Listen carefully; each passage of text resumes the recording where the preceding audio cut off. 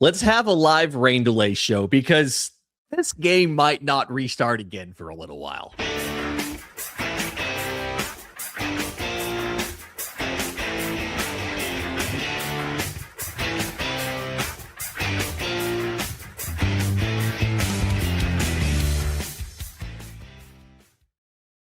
Yes, welcome on into a special live rain delay edition of Braves Today. I'm your host, Lindsey Crosby. We're doing a YouTube exclusive. There's no game right now. We were all sitting around. Let's talk some Braves baseball. Drop your questions into the chat.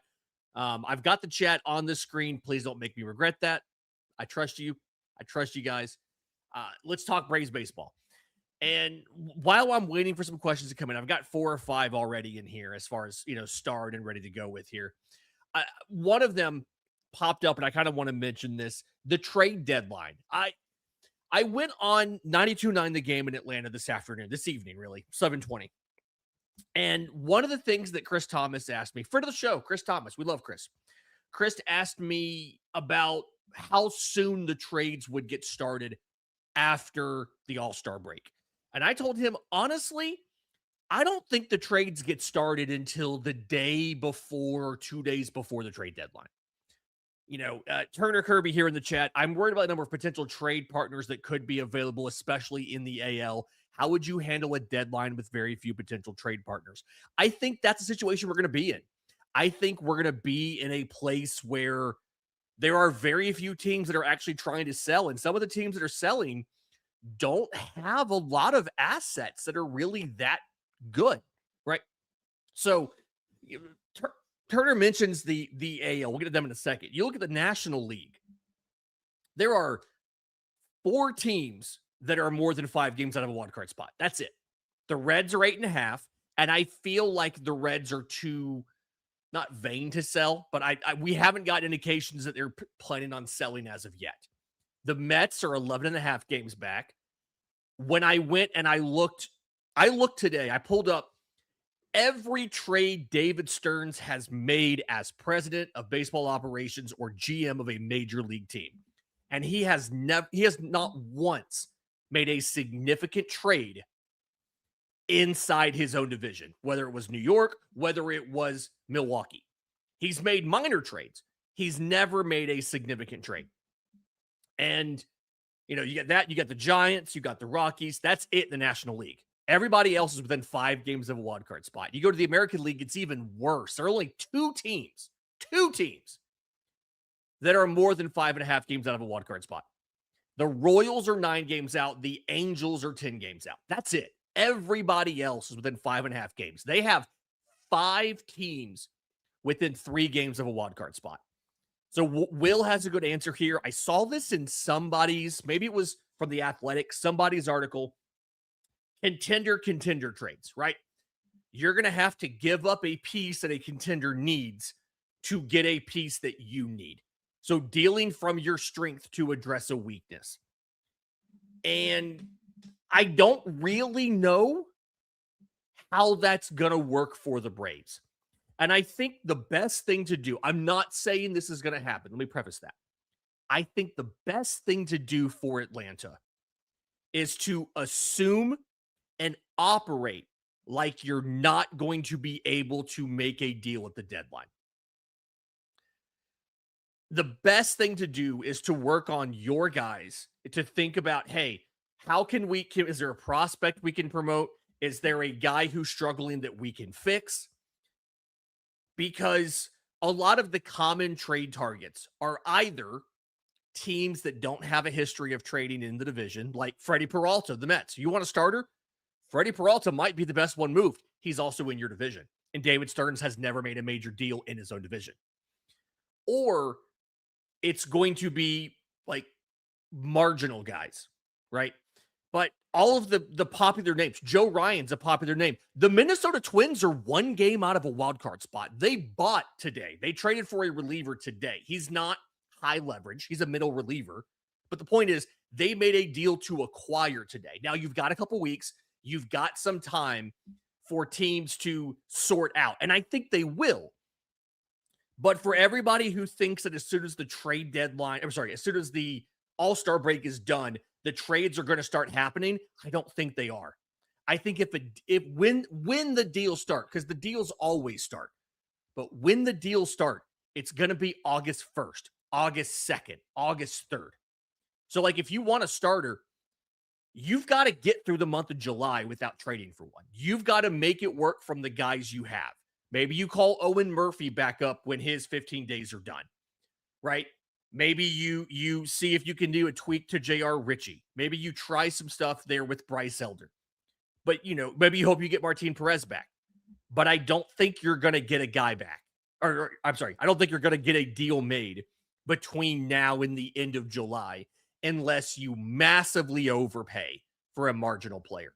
Because right now, again, the only teams that are really out of it, Mets, Giants, Rockies, Angels, and a lot of the teams that are out of it either don't have a guy that you want, aren't moving the guys that you would want. The Giants have already said they're not moving Logan Webb. They really should move Logan Webb, but they've already said they're not moving Logan Webb. And so, and this is a good point. I've seen this a lot. This is part of the reason I'm saying this. When you get mad, I've seen people get mad at Alex Anthopoulos for not making a trade yet. Nobody's making trades yet. I just want people to understand it's not going to happen until the end of July. There's not going to be major trades made. Just be ready. It's going to happen eventually. And, John makes a point in the chat. Some teams are eventually going to change their minds, right? Some teams will go ahead and decide to move and do all of that. That's fine. More of your questions here. I got one. This is off topic. Somebody asked how Bandit is. He's right back there. He's asleep. He was up earlier in the day. He's asleep. He's sleeping through the weather here, so no worries there. Starting pitcher the Braves will go after and get. I'm trying to be realistic with this one, John. I'm trying to be realistic with what the Braves are realistically going to be able to get. And part of me, I see the idea of let's grab a guy with additional control, right? A Joe Ryan's I've made that point a couple times now. I do think, depending on what teams fall out of contention, there's gonna be options. If the Tigers fall out of contention, I think Casey Mize is a lot more realistic than Tarek Skubal is. If the Angels decide to sell, and I hate the fact that Perry Manassian's no longer the GM, because he used to work for Alex Anthopoulos. and those two guys have a really, really good relationship, and we've made a lot of deals with them. And so part of my thought here was, okay, you would be able to make a deal and get one of those guys if they make them available. But at the same time, maybe the new GM pushes them to actually sell, to finally go ahead and tear it down when they've had a chance to do it and haven't really been willing to do that yet. So that's the flip side of this. That's entirely possible. Reed Detmers would make a lot of sense were they to tear things down. I struggle with this. I really do struggle with this. I think at the end of the day, they're not going to be able to be choosy. And that's really kind of the problem here. They're not going to be able to be choosy about who they get because of how few teams are going to be selling. And that's very, very frustrating for me. And again, we're assuming they're going to buy. I want to believe that they're going to buy, but we're not quite, but we have to wait to see what happened. Try to pull up a streak here real quick. Okay. Try to pull up a stat here real quick. Okay. Question from Will: who goes when Acuña goes back? I can tell you who I think's going to go, and then we can talk about who actually should go. Because I feel like who's going to go, it could be a Kyle Farmer. Who probably should go is Dominic Smith. And that's not a very popular opinion to have. What I think people maybe have lost in the Dominic Smith conversation, thinking about, oh, how awesome it was that he had all of those, he had like the walk-off grand slam and all of that, is Dom Smith hasn't actually been that good since mid-April. If you go back, I'm pulling this up real quick. If you go back to April 15th, from then to now, Dom Smith has a 329 slugging percentage. He's your designated hitter, and he has 8 extra base hits in 186 plate appearances. If you just look at it from the beginning of May, it's a 321 slug. If you just look at it from, I think it's the beginning of June here, from the beginning of June, it's a 244 slug. It's an unpopular opinion. Bryce Elder is, I'm sorry, Bryce Elder. There's a question about Bryce Elder. It's an unpopular opinion. Dominic Smith has not been that good. He's not been that good since the first month of the season. And so I genuinely do feel like there is the possibility of Dominic Smith could be the guy. They finally realize, hey, we're going to go ahead and we're going to go ahead and just move on from Dom Smith. And that frees up the situation. I talked about this on the radio on 92.9 with Chris Thomas today, giving Ronald Acuña Jr. more time at DH. You don't make him a full-time DH. You're not doing that. But you absolutely give him more time than you're giving him now. Simply because, like, you appreciate the first month. Dom hasn't done much for you. Ronald's gotten hurt twice. And I think we all can kind of realize it is a different team without Ronald Acuña Jr. Maybe the production hasn't quite been what you want it to be from Ronald Acuña Jr., but him in the lineup, it is a different offense. So Dom's story's been great, but at a certain point, you got to move on. And you just rotate guys through, right? It's something where Drake Baldwin's your primary DH against lefties. Ronald is probably DHing twice a week against righties. A lot of the other stuff there is you rotate different guys through different positions. Maybe you give Matt Olson a half day. I doubt that happens. They haven't really wanted to do it yet, but maybe you give Matt Olson a half day. So we'll see what happens. Speaking of Matt Olson, there was one I had here in the, here we go. From Wriggler, why do the Braves claim most consecutive games started franchise record by Olson when a lot of those games were in Oakland? They're not doing that. I pulled up the game notes from today to kind of check a lot of this stuff. Matt Olson has been in Atlanta for 741 games. His streak started in Oakland. They're just counting the Braves when they talk about he's breaking the record for consecutive games started in Atlanta. His actual streak is 900 plus games. They're only giving him credit for what he's done here.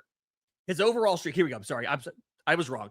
His overall streak, according to Braves Communications, is 875 games. It is the 9th longest streak in MLB history. He'll pass Stan Musial with 20 more starts. So this is just the Braves streak is already the longest in Braves, is the longest in Braves history, beating my favorite player, Dale Murphy. This is actually a Dale Murphy shirtsy right now. So my favorite player, Dale Murphy. This is kind of beating him there. So there you go. Zazabar, thank you for the super chat. I really appreciate it. This is I keep trying to get the rain delay shows in whenever there's a rain delay, and something's always come up. There was a rain delay on Thursday during the day game. I was in a work meeting at the time, couldn't do one.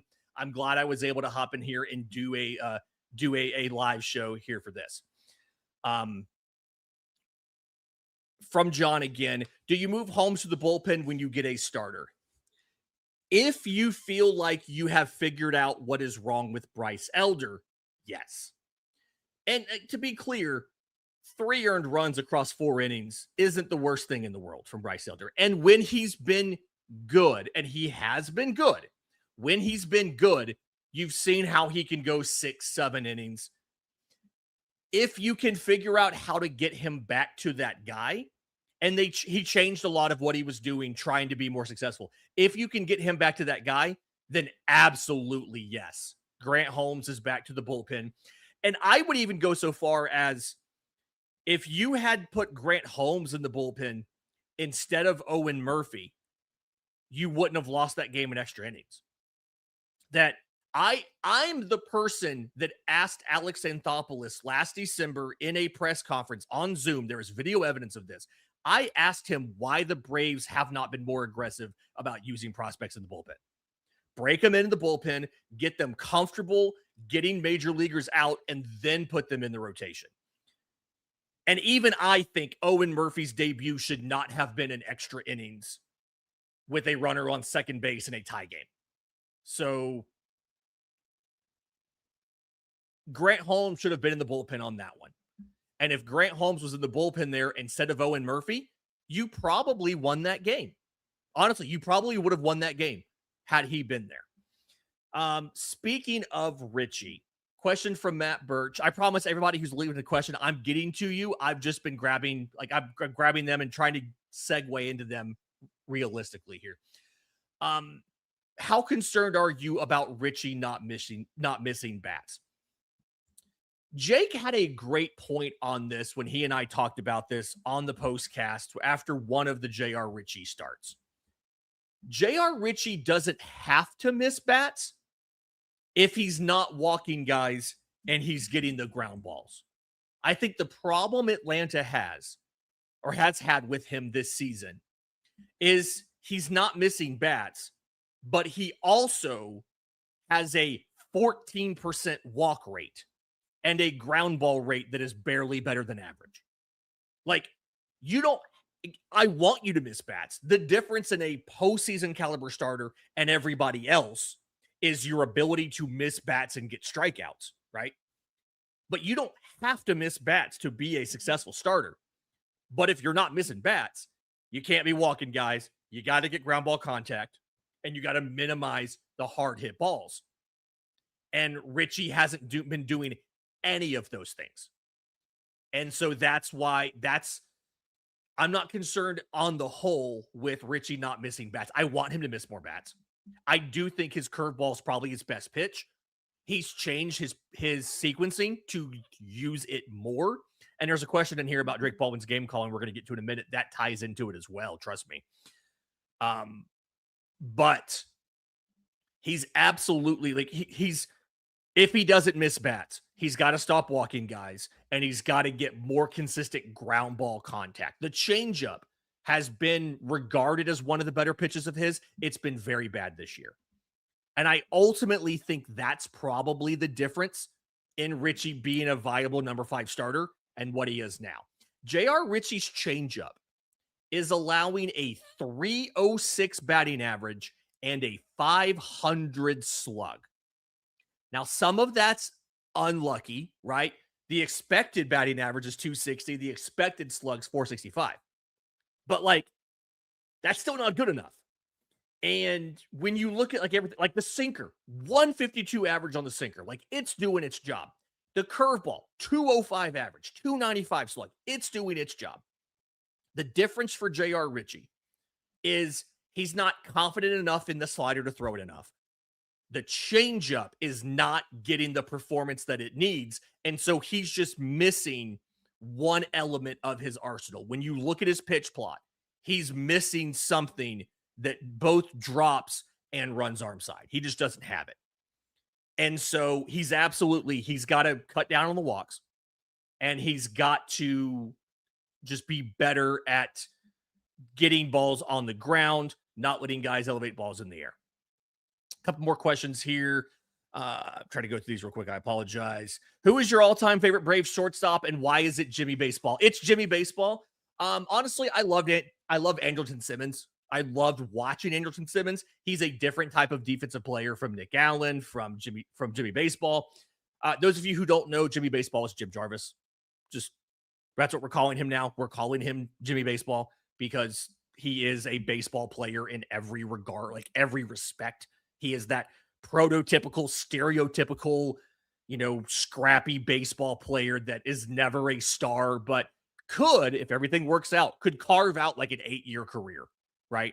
And then go on TV and be part of the broadcast team when he's done. Like that's Jim Jarvis. The interview he gave on Thursday was electric. That was fantastic. This is dumb, and this is a really, really deep cut. None of us saw him live. Y'all are sleeping on Rabbit Marinville. One of the greatest, unknown players in Braves history. They weren't even in Atlanta. They were in Boston. But just quietly, he's had some dominant seasons as shortstop for the Braves. Debuted at age 20. You're sleeping on Rabbit Marinville. Andrelton Simmons is probably my favorite. I was a fan of Dansby Swanson despite the difficulties, despite the lack of hitting at times. I really did like Dansby Swanson. I even bought All Things Loyal merch, and then it turns out he wasn't that loyal, but kind of a frustrating thing there. Love this from Matt. Charlie Culberson with better defense. Yeah, he's got the flow like Charlie. He doesn't fit the demographic, right? Dansby Swanson, Charlie Culberson, they kind of look the same. Jim Jarvis doesn't fit that demographic, but he's also a really exciting and fun player. Going through some more of the questions here. What team is the biggest surprise and the biggest letdown? Not named the Mets. Thank you for clarifying the Mets, because they've been a disaster this year, and they're proof that just spending money does not necessarily help you. I would say one of the biggest disappointments for me has been the Toronto Blue Jays. A team that not only went to the World Series last year, but took the Dodgers to extras in Game 7, is now 5 games below 500, 11 games back in their own division after winning the pennant and going to Game 7 of the World Series last year. It is absolutely wild collapse. I know they've had injuries. Everybody has injuries. They've had pitching injuries and all of that. So have we. We're still in first place, knock on wood.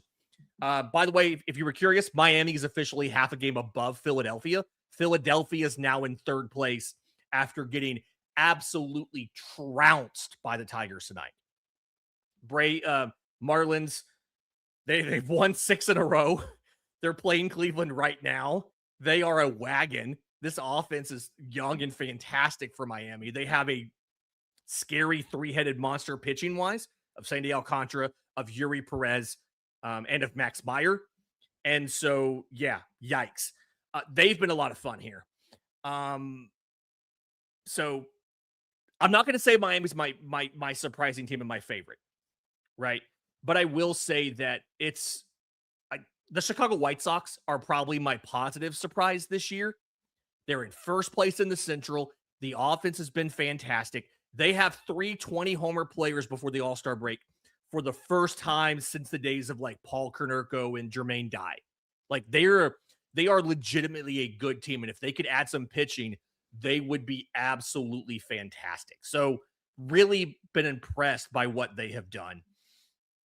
And just kind of curious about that. All right. More questions here.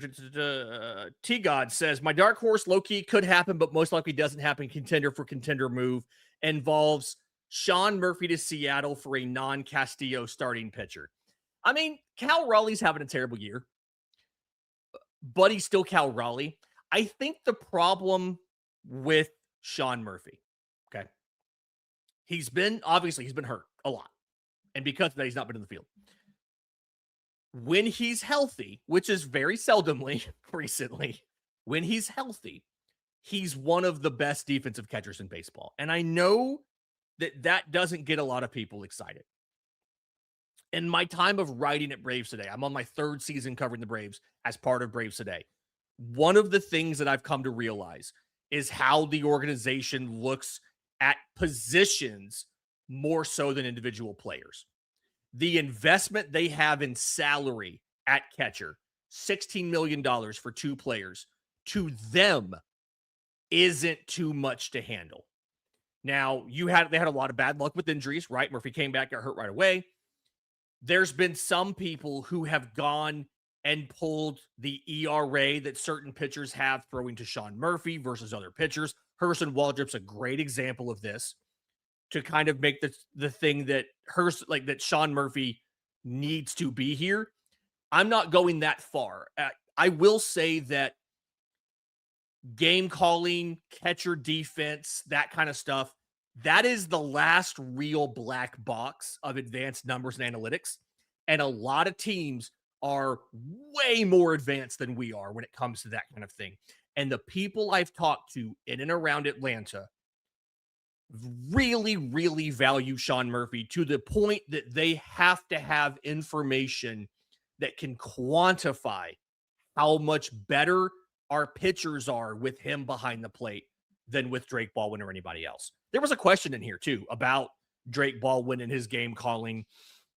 I view Drake Baldwin kind of the same way that you would look at some of the better offensive catchers in history, thinking back a generation like Mike Piazza, right? Baldwin is fine behind the plate. He's not adding value offensively. He is there to hit the ball. And I think in a perfect world where Sean Murphy is not injured and he's able to hit his weight, right? He's hitting 225, 230 or whatever. I think the Braves would probably have Sean Murphy starting 4 days a week and Drake Baldwin starting 3. Because again, they clearly have information that we don't have that shows how good he is at calling plays and managing a pitching staff, calling pitches that Baldwin or Bart or everybody else is not. And I'll point out, the whole reason Hurston Waldrop's season turned around last year was he was in AAA and Sean Murphy was rehabbing one of his 1,000 injuries and sat down with him and said, hey, here's what I'm seeing. Here's the changes I think you should make. And is that a little bit of an indictment on Atlanta's pitching development? Sure. But also it kind of goes to show that the things that Sean Murphy brings that we, the public, aren't able to measure are clearly really, really valuable. So if he's hitting 150, you can't play him. You can't make him the primary catcher. I get that. I'm not saying you should ignore that. But it's a situation where you've got to, I think they value what he can do defensively, and they see that extra that he can add overriding the poor offense. And it's all just a matter of getting him on the field. I think that's how the Braves view it. This is all kind of speculation. I don't necessarily have like inside information on this. I just think this is kind of speculation, but this is how I feel having talked to people, right? Will makes a great point. The questions here being much better than 680 The Fan. Listen, if you guys want to call my friend Barrett and give him just some wild off-the-wall questions and try to throw him for a loop, I'm a fan.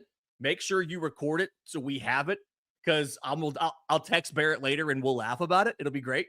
But thank you. These questions are great. I do love these questions. Shout out to Sleeper from our Discord, actually. He's in the Braves Today Discord. What would our record be if we had Schwellenbach and Waldrop for a full season?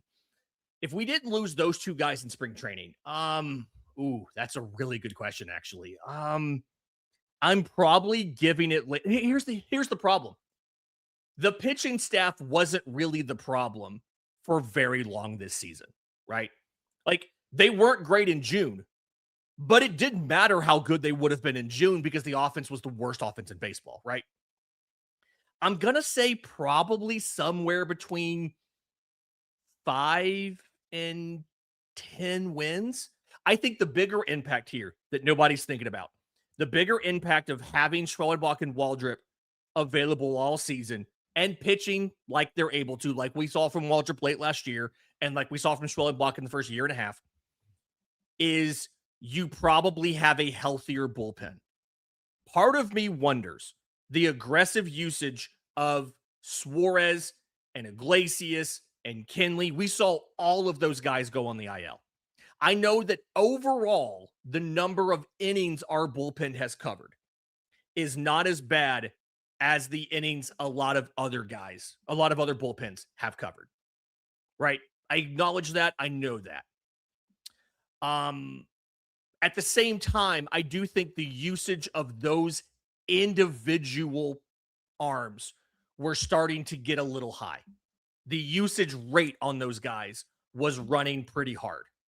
And so I do think they were in a situation where Walt had to pull back a little bit. And I think that's why you've seen some of the decisions that they've made with the pitching and not throwing in the leverage guys in a 2-run game, waiting to see if the offense can do something before they chase a win, that kind of stuff. But if you have Schwellenbach and you have last year's version of Waldrop, once a week, you're probably saving 2 innings from those leverage relievers. So I do think it ends up coming out to 7, 8 wins over the course of the 90 games we played so far. I think that's probably a realistic number. I don't want to go much higher than that. I don't want to say it wouldn't have had any difference at all, but I do think there would have been something. From Richard, do you think Kim has played his last game in Atlanta? Ha-Seong Kim, has he played his last game in Atlanta? It's up to him. I think I've been told off the record, background, whatever, I've been told he's going to have a rehab stint that is the longest, that's legally allowed under MLB rules. They're not going to rush him back. He's going to have a month on rehab. If he figures out offensively what the problem was, and he starts performing like we've seen him perform in the past, I think he'll be back this season. If he doesn't, if he just can't seem to figure it out on rehab, I think that when the 30 days is up, they'll just let him go. They'll just release him at that point in time. Somebody else picks him up, great, whatever. It's a sunk cost. You're paying $20 million no matter what. Him being in the minors means it's not hurting you at the major league level to play him. They'll give him 30 days of starts, or I guess with the minor league schedule, he'll get 27 days of starts because they have off every Monday. But they'll give him as much time as possible to see, is he back to regular season offensive form? And if he doesn't do it, no, he's gone. If he does come back, I'm really curious about what's going to happen with Jimmy Baseball, right? I want Jimmy Baseball to be here. I'm really curious to see what happens. If he's playing every day, you probably have to send Jarvis back to AAA. Honestly, you don't have Jarvis here and not playing every day unless you were to knock on wood, lose Ozzy or something, and you can put Jarvis at second, right? If Kim comes back, Jarvis goes back to AAA. But at the same time, Jarvis has options. They can do that. And you've already used the option year for this year, no matter what you do. So it's either Kim or Jarvis the rest of the year, unless the other option is if you acquire an outfielder at the deadline and they want to put Dubon at short. But I think if Kim can come back and Kim can look like he's actually a professional baseball player again, you have the possibility of putting Dubon at third and letting Dubon have some run at third base and giving Austin Riley some time off. We'll see what happens there. But I do think it's up to Kim, though. To answer the question, I think it's up to Ha-Seong Kim whether or not he's played his last game in a Braves uniform. Shout out to Will. You've been all over this chat so far today. Predict when Dubon will get his blue box. If it was up to me, it would have been a month ago. Re-signing Mauricio Dubon, giving him like a 3-year, $30 million deal or whatever, feels like it gives him enough of a pay raise, enough security, something I think that they need to do. And he's gone on the record. Shout out to friend of the show, Chad Bishop, the AJC. Dubon's gone on the record as saying they are open to extension conversations. And so I think in the end of the day, they'll get a deal done. I did go back when I got a question about this on the show. I did go back and look. The Braves have done August and September extensions before. That's not an unprecedented thing for them. So I think towards the end of the season, you might see them do one. It might be then. Maybe they get it done during the All-Star break. Maybe it actually waits until after the season and they do it then. But I do think at this point, you're absolutely going to get an extension from Mauricio Dubon. He wants to be here. We want to be here. They'll make it work. I'm a little bit offended by this question. Is Bandit on the trade market? He is not. Bandit is mine. He is here. That is my co-host. He doesn't do a lot on the show, but he's my co-host.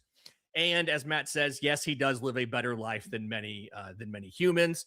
He eats a lot of dog ears and he does all that kind of stuff. So, dog ears, a lot of cow ears, things like that.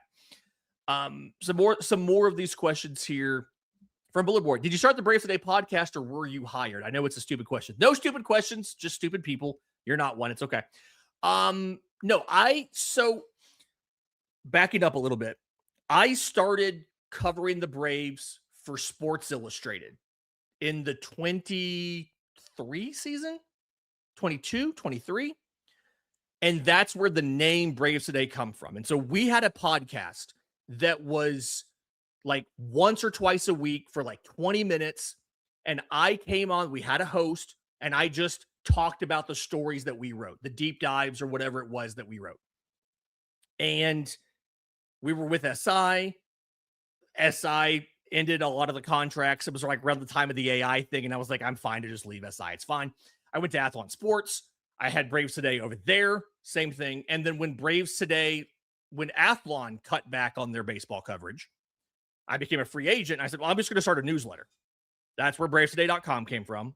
And then with that, I took the podcast. I became the host of the podcast there and went from twice a week to daily. So Braves Today as a show has been 4 or 5 years now, but it's been a daily format. This is the 3rd season. It's been a daily format. We try to stick with daily, even in the off season. This year, it's been twice a day because I'm doing the scouting report every day. And so I partnered with Believe. They host the audio version of this. They do the ad placements and things like that. Like they set up the FanDuel thing for us. I didn't do that. I never talked to FanDuel. They did all of that for us. I own the rights to the name Braves Today. I own the YouTube channel. They own the audio feed. They do the sales. They set up the graphic for me. Like the logo for the show is different from the logo for the newsletter because this is their logo. But I own this, and I like that. I like the fact that this is mine. I don't have rules on how often I can do a show or the things I could talk. If I want to cuss, I can cuss on here. I don't. I know people have told me they listen to me in their cars with their kids, so I don't cuss, but I could because it's mine. And so even if I were to, leave Believe or whatever, this is still mine, and this will stay with me, and I like that.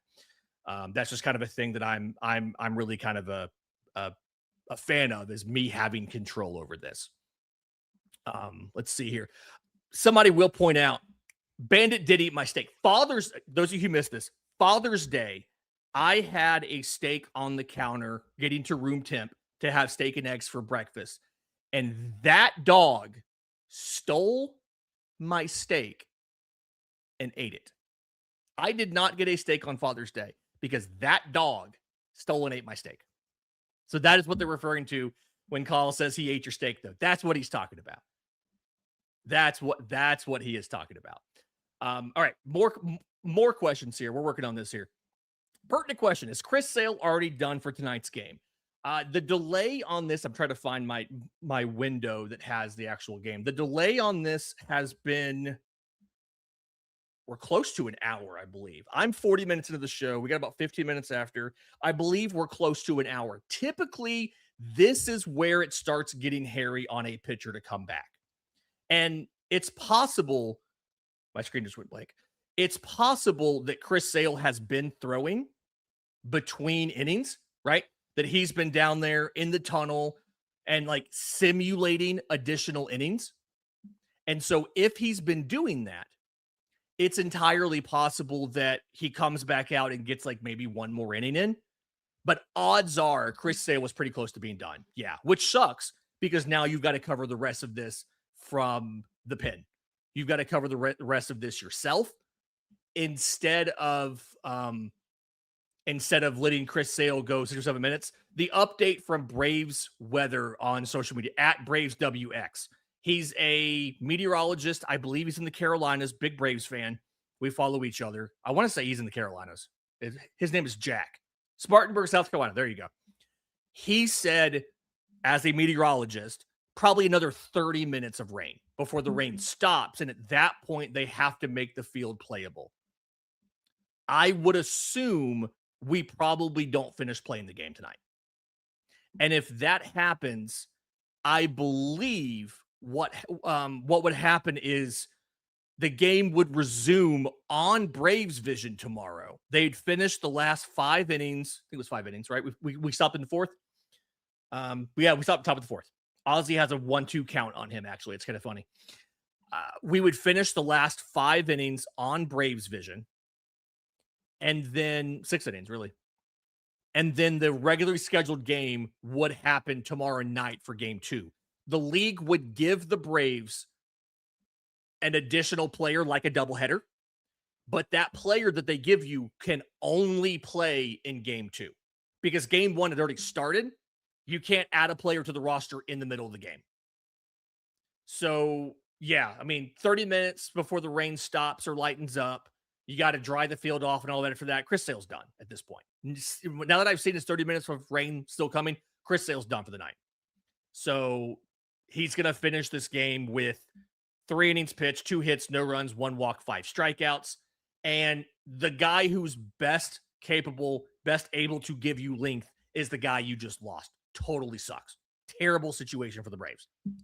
But yeah, that's probably going to be it there for Chris Sale. More questions here. What are the odds that Provor's back on the team next season? Is it a larger probability than Braves fans are assuming? Assuming that there's nothing in the CBA, in the new CBA that'll be negotiated, that lets teams that lets a team move on from a player before their 3rd PED suspension. I'm assuming we're probably in a scenario where they're stuck with him. Now, I don't know if they'll play him. They may just DFA him and pay out the money. They may try to go back and try to get the money back somehow. I don't think they'd be successful going off the rules of the CBA. But I do unfortunately think, like, one, you can't do anything right now. I think that's an important point. I pointed it out when this originally happened. You can't do anything when a player is suspended. You can't release them. You can't do anything like that. When the suspension's over, they may try to move the contract in a trade, bad contract for bad contract kind of thing, and let the new team release them. We've seen them do that before. Matt Kemp was traded and immediately released. We took on Matt Carpenter's dead money and released him immediately when we were trying to, we had belief that Jared Kelenic wasn't a bum, right? I don't think he'll play for us, though. I think at this point, having gotten a second chance from that clubhouse and then having blown that second chance as well, I don't think he's going to get a third. I think this is probably it. I think for an organization that values the clubhouse as much as Atlanta does, you really can't bring him back into that clubhouse again. This is really this is really it. I think that was his second chance. He blew it. You can't give him a third one. Can't give him a third one there. Kind of going through some more of these. Assuming Diddy's a starting pitcher moving forward, people I've talked to said he will be. They have said that they want Didier Fuentes to go back into the rotation next year. They are going to leave him as a starter now, as a reliever now, because of workload concerns, right? They just didn't think he pitching, like innings wise, could have been a starter this year, right? He threw 13 innings in the majors. He threw 50 innings in the minors. But they do believe that he's going to be a starter next year. And the intention is he's going to go into the offseason with things to work on to be a starter next year. He has a splitter. My TV just randomly unmuted, like in the middle of this thing. He has a splitter. He has a curveball. I personally think the splitter is probably the better pitch, but he's going to have to develop both. He can't do just two. He's got to do both the splitter and the curveball, right? He needs a second breaking ball. He needs an off-speed pitch. And if the thing about his splitter that I've noticed this year, he's thrown very few of them, by the way. The thing I've noticed about his splitter this year is it has more of a traditional changeups movement. The thing with the splitter that makes it different from a curveball, okay, just little pitching nerd for a second here, is spin rates on splitters are usually really, really low, like under 1,000 RPM. And so typically what ends up happening to your splitter is think of it like if you had a change-up knuckleball, right? The movement is really kind of sporadic because of that lack of spin. And AJ Smith-Shawver, Herson Waldrop, both those guys have really low spin rates on their splitter, like 800, 900 RPM as compared to a lot of fastballs or 2,100, 2,400 for breaking ball or whatever. Didier Fuentes' splitter is like 1,800, 1,900 RPM. It has a spin rate more like a usual changeup. And so it has the drop kind of like a splitter, but it also has the arm side movement of a changeup. I think if he works on this splitter some more, I think this could be his best pitch. Like, I believe if he works on his ability to land, his confidence, there you go, his confidence to throw the splitter in any count, that splitter can be his best pitch. And I say that knowing that his four-seamer averages 97, can touch 100, and can be a weapon.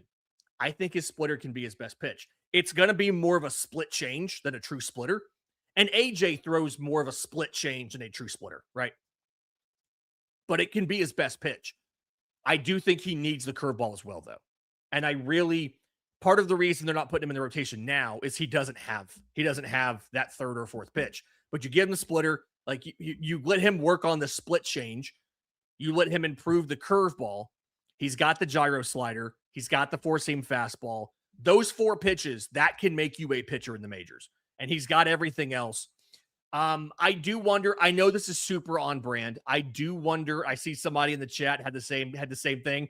Great minds think alike. I do wonder if, because the splitter is such a big deal for him, could he go fastball, cutter, slider? Like, could that be something that he works on? Adding the cutter would give him something, one, specifically for a handedness, but also two, would give him the ability to, if he didn't have the split change that day, would give him the ability to still run a fastball slider game with a pitch in the middle. And if he had the curveball, you could go fastball slider curveball or fastball cutter curveball. The only concern is, can he add a cutter without it taking away from his slider? Some guys can't do that. The A's would not give Grant Holmes a slider because he threw a cutter, and they were worried that if they gave him a slider, it would make his cutter worse. So that's the thing I don't know. That's the thing I got to find out more about his natural motor preferences. But I do think he could be a starter next year, and I do think he could be a front half of the rotation guy. We just have to get him We just have to get kind of in that situation here.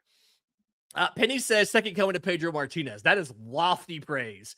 I typically try to stay away from comping guys to Hall of Famers. I feel like it's unrealistic expectations, but I will say the Pedro Martinez, the stature of Pedro Martinez, and he was four seam, circle change, curveball, slider, and like two seamer, sinker kind of thing. But he had the fastball with the late movement. His change though was different, I think, than Diddy's. He was throwing like high 70s with that circle change, and it just kind of like died against the lefty. And then the curveball and the slider. Matt says, "Okay, Doc Gooden." Then that's also a good one there. But yeah, just the whole thing here is so much time in front of Didier Fuentes, and what he's been able to do this year has been fantastic. And I legitimately think he's probably the most important starter that we have in the organization right now, because the ceiling on Didier Fuentes is absurd.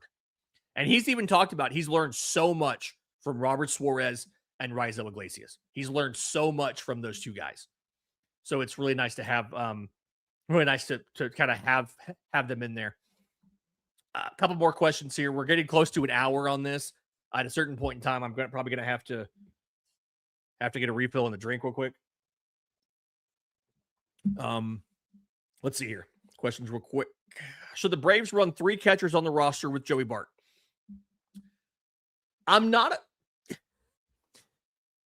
The joking answer is, given the fact you're going to have Sean Murphy for 3 games before he gets hurt again, yes. I do think there's an opportunity when Sean Murphy comes back.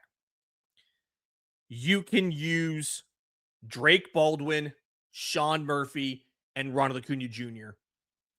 between, like, as your DHs. I think Baldwin could DH 3 times a week.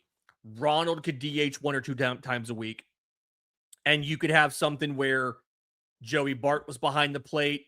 Maybe you gave Baldwin a day off a week. I don't know.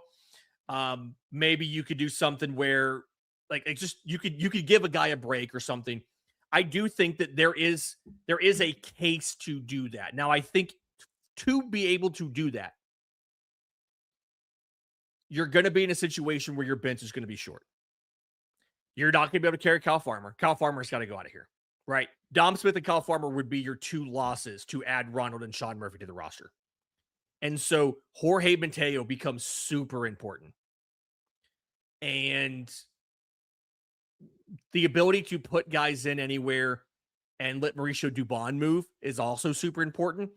I don't necessarily know how it would work logistically.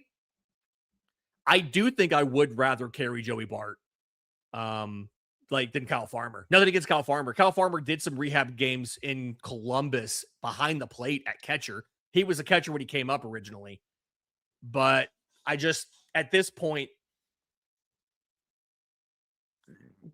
carrying a third catcher, carrying Kyle Farmer, either one of them is marginal utility. So it's really kind of 6 of one, half dozen of the other, right? I wouldn't mind it. Like, oh, hey. Shout out. Thank you, Penny. Thank you for the compliment on knowing ball. I appreciate that. Hey, Dustin, roster moves when the injured players return. We covered this a little bit earlier, but I think for you got here. When Ronald comes back, the move that it needs to happen is Dom Smith. That needs to be the move you make when Ronald comes back. And I think the fact that they signed Carlos Santana and they signed Andrew McCutchen to see if they have anything left as DHs, I think tells you the organization knows that Dom's days are probably numbered. There's just not a better option right now. And so that needs to be the first move. Sean Murphy coming back, if you're keeping Joey Bart, means Kyle Farmer's gone. And then after that, then it gets really hard. You've got money left on Mike Yastrzemski. You can't option Eli White. Jorge Mateo has been incredibly valuable. Sam asked if Jose Zocar is still with the Major League Club. He is not. He was DFA'd to he was DFA'd when they brought back Eli White off of paternity. So there you go. It's tough. You're getting to the point where you're going to have you're going to start having roster crunches because the guys that are here There's a little bit of low-hanging fruit, and then after that, it's just marginal upgrades. And I think that's kind of one of the hard parts here, is it's just marginal upgrades.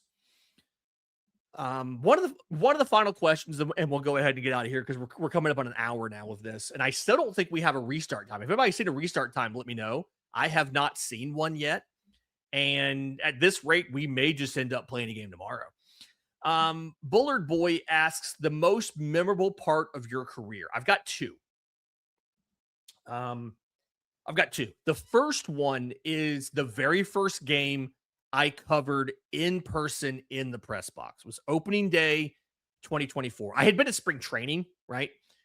But being in Truist Park on the field for opening, and I vividly remember the way to get to the field is you're walking through all of these tunnels and you're walking through all of this like under bowel of the stadium and all of that. And you go through all of these tunnels and hallways. You walk past the dressing room for blooper and mascot security and everything.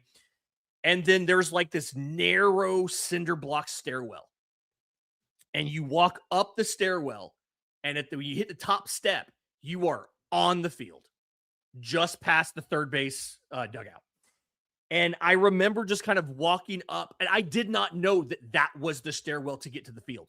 And so I remember walking up the stairwell, and it hit me like two steps from the top, like, oh, that's the field. And just walking onto the field and being like, holy crap, I have a media pass, and I am walking onto Truist Park to cover this team that I grew up watching, that I have been a fan of for 40 years. And I am now in this ballpark covering this team. This is absurd. Like I'm sitting in the dugout talking to some of the TV folks and all on the field on opening day during batting practices, everybody you could possibly imagine, the TV crews, the radio crew, all the beat writers, celebrities, former players, all those folks are there. Just that was nuts.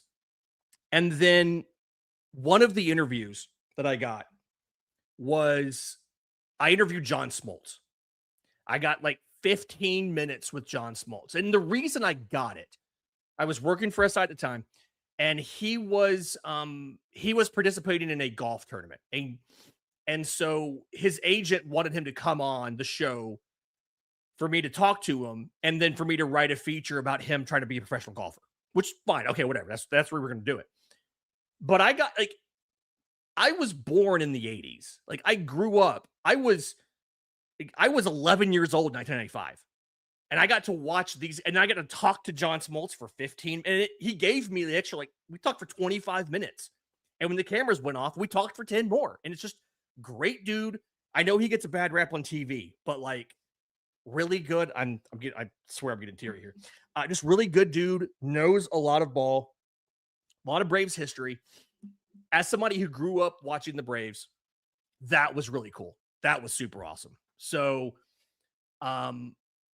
every day I pinch myself that I get to do this, that I would do this for free. I don't make a ton of money off of this, but I would do this for free. I've done this for free when I wasn't working for an outlet or I wasn't making a bunch of money doing this, and I was all on my own. I consider if I had an opportunity to work and cover another team, random team, the Texas Rangers, for instance, nothing against Texas Rangers, I wouldn't have the same passion for that like I do getting to cover the Atlanta Braves, because I grew up loving this team. I've always loved this team. I'll always love this team. And so it's awesome. Did get a question there real quick from somebody about, and I'm sorry to get so personal, I know you guys weren't here for me to talk about myself. Question here. Are you an Auburn grad? And it's from somebody who's an Alabama grad. So of course it is. Of course it is. Thank you for Jimmy Baseball. We appreciate you for that. I got my master's degree from Auburn. So I have my MBA from Auburn. My undergrad is from Valdosta State in South Georgia. And then after that, because my primary gig is finance and banking, I went to banking school at Wake Forest. So I have 2.5 degrees. None of them are in journalism. People believe you have to have a journalism degree to do this. It makes it a lot easier to get jobs. I'll be upfront with that. But you don't have to have a journalism degree. You just have to know ball and get practice writing about it, talking about it as much as possible. Because the sooner that you start doing this, the sooner you will learn your voice. And like, I've just learned a lot about the way that I present information and how I think about baseball. Understanding how to get that from my head to the page or to the screen was the hardest part of this for me. So, unsolicited advice. I saw it was somebody in there was like, "Hey, I'm a journalism student. I'm trying to get a job in this. Start doing it before you even have the degree. Start doing it. Right? Cover whatever sport you can find. If you're passionate about baseball and you only want to do baseball, great. There's a high school who needs somebody to cover their games. There's a private school. There's a middle school that needs somebody to call their games. You'd be surprised. You can just be, if you're willing to do it, they may just let you do it because they don't have anybody, and go from there. Okay, we're an hour into this. I don't have a ton of other questions here. I did see one about what's going on with Braves ABS. They're bad at it. They're just not good at it.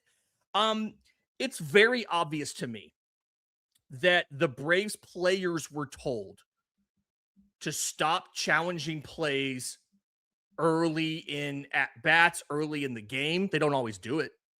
And then also, the pitchers were very clearly told, you are not challenging anything. Let the catcher do it. And that was part of the issue Bryce Elder had with Drake Baldwin. Baldwin didn't challenge a strike 3 call that was called a ball to Brian Reynolds. And then Elder left a terrible slider location on the very next pitch, and it got rocked, right? But there you go. Oh, final question. No, final question here from Sleeper. Another member of our Brave Today Discord here. If you could have any player on the current or more recent Auburn baseball players on the Braves, who would it be? Third baseman Eric Guevara would be really useful to have right now. But give me Mason McCrane. He's another player similar to Mauricio Dubon. He can play anywhere. He's got a massive arm, super defensively versatile. That's a really really interesting thing you could stick into this Braves roster. There is one more I want to get here. Do you think Walton management sit Ronald down? You asked this earlier. I apologize, GHC. Do you think Walton management sit Ronald down and ask him to be less aggressive running all out? I do not. We've seen, and AA's talked about this. I don't have the exact quote. I have every press conference I've ever sat in saved on this computer, but AA's talked about this is who Ronald is. And if you ask him to change the way he plays the game, you're taking away what makes Ronald special. Can they put guardrails on it? Yes. Can they be mindful of like when they ask him to steal? Yes. But they don't want to put artificial rules onto him. One, that he has to think about during the game. They want him to just focus on the game. But two, that change fundamentally who he is as a player. Part of the reason that Ronald Acuña Jr. is so impactful, even when he's not producing like he wasn't this season, is the fact that at any time he might steal 2 bags and 2 pitches, right? Or he might be down, 1-2, and he gets a cutter up and in, and he just turns and launches it over the wall. And so because of that, they don't want to ask him to change. They may ask him to be smart. And we've seen him be better about not trying to get into rundowns. We've seen him be more cautious about like laying out in the outfield and things, but they won't explicitly ask him to stop doing things because I think they understand that just changes who he is as a player. And that's at the moment, it's probably not the best thing to do. And he's on his own. He's backed off of things as he's gotten older, as he's dealt with injuries. So I think they're kind of banking on that. And if you look at like last time, it was a ground ball. Like he was just trying to beat out a ground ball and he got hurt. That's the kind of thing that's going to happen no matter what. But that'll do it for this very, very long rain delay episode of Braves Today. We do not have an update on the game, but the rain is starting to wrap up. So I assume if we're going to get the game in, they're going to probably try to start getting the field ready. I would imagine we will get an announcement soon from either the Cardinals or the traveling beat that is there about a possible restart. But I do think it is possible they end up not being able to play tonight, and we pick this up as a doubleheader tomorrow. Quick side note, real quick. If this does get picked up tomorrow, there is no postcast tomorrow. I've been invited to go to Gwinnett as a guest of the Stripers. I'll get there about 1:30, 2 o'clock. We have a whole day of stuff planned, content, all kind of things. So there won't be a postcast tomorrow. There won't be a bunch of like there won't be a scouting report and all of that. But I should be home in time on Sunday to do a postcast from Sunday. So just a quick programming note there. Probably not going to have anything tomorrow because I'll be really cool thing. I'm getting to go to Gwinnett to hang out with the Stripers all day, kind of behind the scenes, all that good stuff. So I'm going to do that instead. But we'll be back on Sunday to cover the final game before the break, and then we'll be back after the All-Star break to get everything going from there to the trade deadline. You guys, thanks for being here. Thanks for watching. Shout out to Sam asking who would be the extra player in the doubleheader. It'd be the 27th man, not the 26th. But they're probably going to bring up an arm. I'd imagine they're going to bring up a bullpen arm. It could be Austin Thomas, who pitched the other day. They're going to bring up somebody who can throw innings.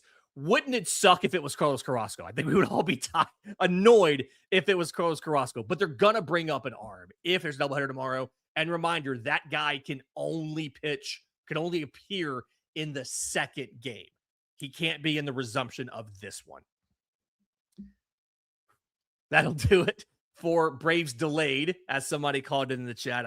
I want to give Jordan credit for this. That'll do it for Braves delayed. We will be back hopefully sometime soon. But thank you to everybody for being here.